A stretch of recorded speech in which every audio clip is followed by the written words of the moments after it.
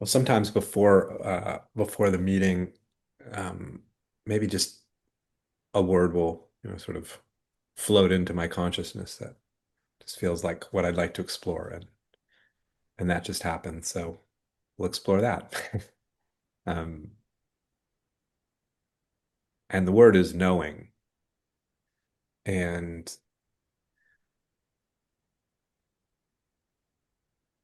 I just invite you to feel the way in which knowing is maybe as good a description as any of what's always going on, what reality is in its most sort of basic nature. This sense of, well, it's really the sense of something being here is another way to describe it, of course. All these different words I throw at it to try to capture the one thing.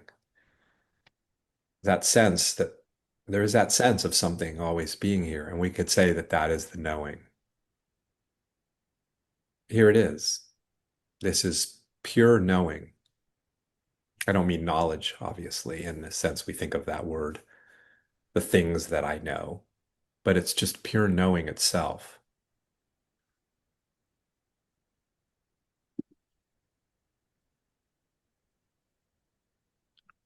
I mean, just about anything could be occurring right now as far as how we might describe the moment, right? What's appearing. It's all its seeming complexity and diversity,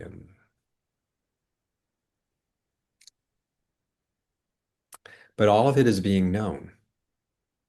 By definition, what's appearing experientially, what's appearing circumstantially is being registered, it's being recognized, it's being perceived, being known. That's what I mean by the knowing.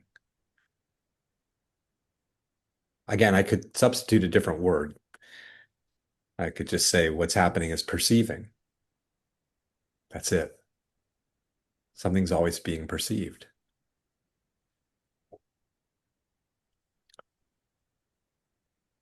And something I want to highlight, though, is that contrary to certainly to what I thought for the longest time, was that this knowing, or I put it in the terminology at one time in my life of awareness, of becoming more aware and more conscious, very much felt like something I was going to do, there could be sort of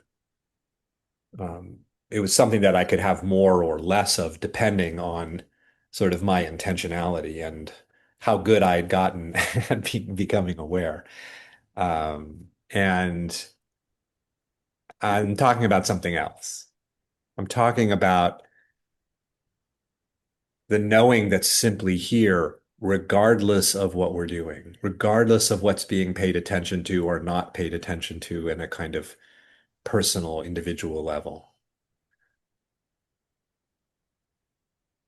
The whole world of experience and circumstance, as I was saying, is showing up. Here it is, right? It's here. And in its being here, that's the knowing that I'm talking about. It's inseparable from what's appearing. And it's not, if I try to be particularly aware right now, like now I'm going to bring attention in a kind of pay more attention to my experience, like in some kind of way, meditative way, or I mean, that can happen. That can be part of the way reality is appearing as me trying to become more aware of reality. But meanwhile, reality is just here in its shining, in its emanation, in its effulgence, its brilliance, its magical appearing, right? And here it is magically appearing. And that magical appearing, that's the knowing. That's what I mean. It's happening effortlessly. It's happening beyond anything that we're doing to make it happen. It's intrinsic to reality's nature, inherent to its nature, the knowing. You can't, it's like a light that's been turned on, the light of knowing, and you cannot do anything. You are powerless to turn that light off. We are powerless to turn the light off. That's how beyond us, but inclusive of us, it is. It's just here. And we can appreciate that, that it's here. And that's what we're doing right now. Just noticing the noticing, you could say, that's inherent to each moment. It's the ultimate miracle of perception itself, of perceiving.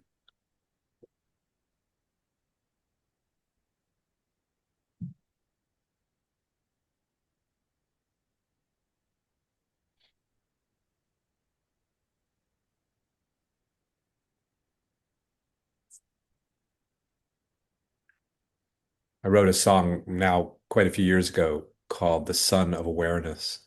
And that was the word, as I said, that, I used to use to refer to this ever-present knowing. And in the song, I say, the sun of awareness is shining, um, like the other sun, the physical sun. It's always here. The physical sun's always shining. And the song says, even when all appears dark and dreaming, it's here, the sun of knowing, the sun of ever-present consciousness.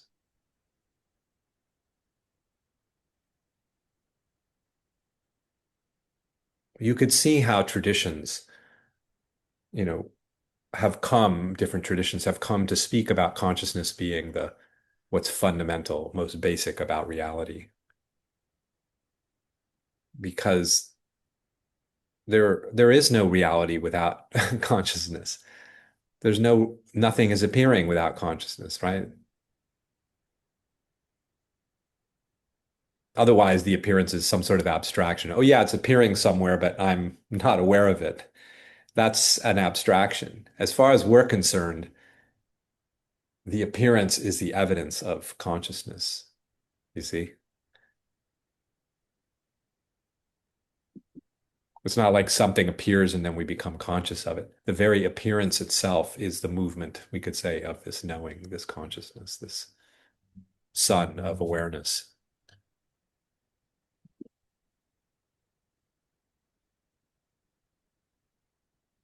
That song goes on and says, we are the blazing sun of awareness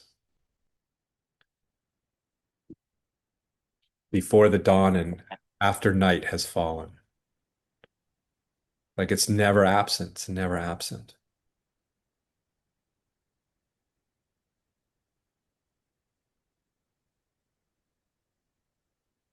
But it doesn't take work to make it present. You feel that? You're not doing something to turn on the light of knowing, the light of consciousness. It shines. It's self-shining.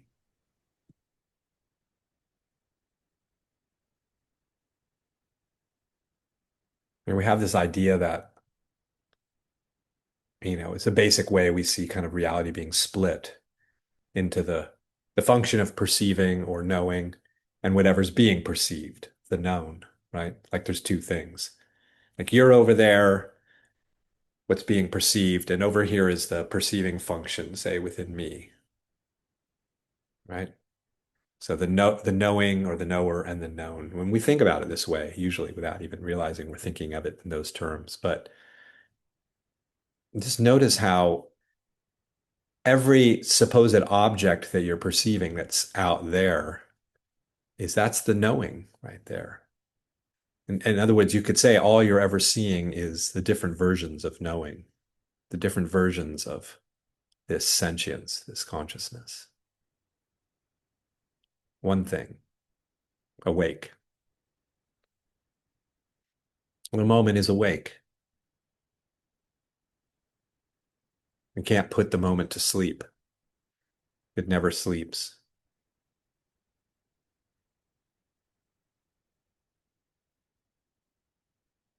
It always is. That's it's never sleeping. Right? I mean, try to turn it off. Try to turn being, try to turn the isness off. just here. It's powerful to feel that though, isn't it? How you can't turn it off, you can't limit it, you can't increase or decrease it. It's just here in its fullness and its glory and its mystery, its magic.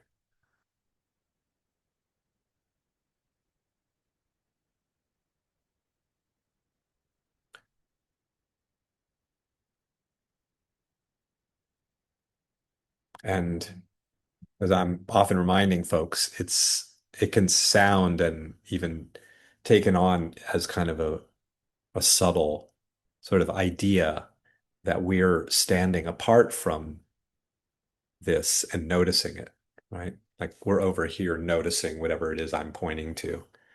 But what I'm pointing to is what we are, what everything is. So there's no separation.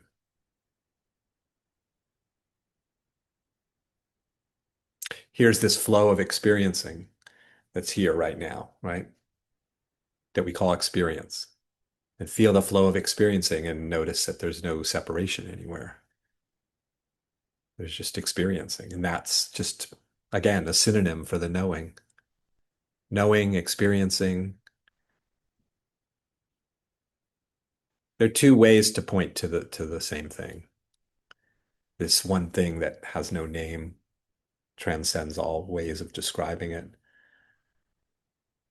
Maybe I should just get to the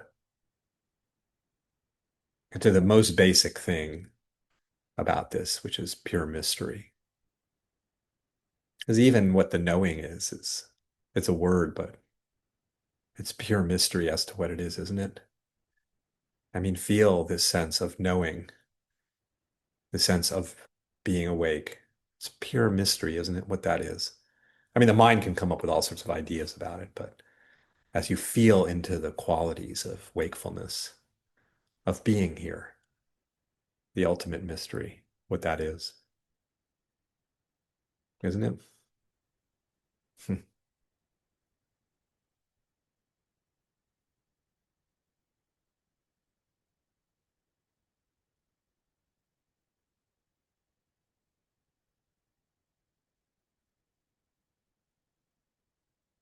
But it's quite something to revel in that mystery, isn't it? To taste it, to know that we're tasting it. We're always tasting it.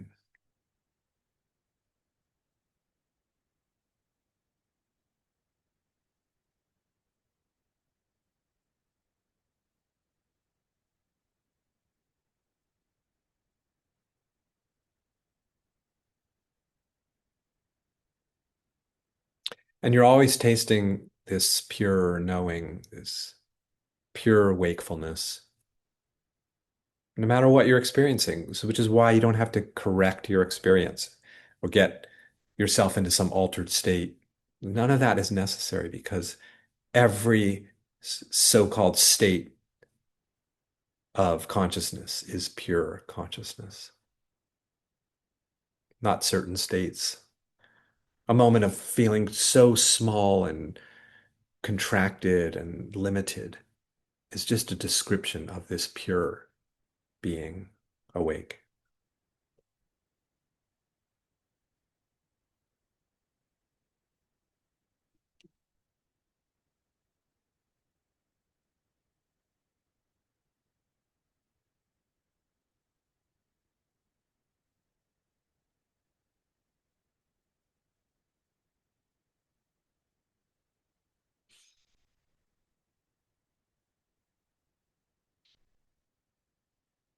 You can't do something to increase it, and you can't do anything to decrease it.